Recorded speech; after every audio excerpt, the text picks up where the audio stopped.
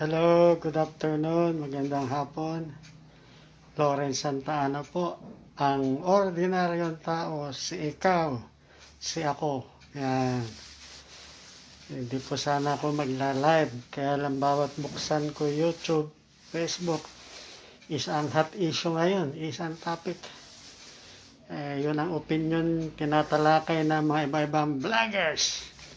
Ako naman po, makikitalakay na rin ako, pero siyempre iba naman po yun pamamaraan ko ng pagtalakay sa issue.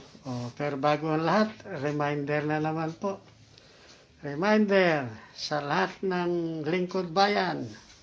Public office is a public trust. Dapat ang lingkod bayan, hindi balat sibuyas. May kasabihan, kung ayaw mong mainitan o mapasok, lumayo ka sa kalan.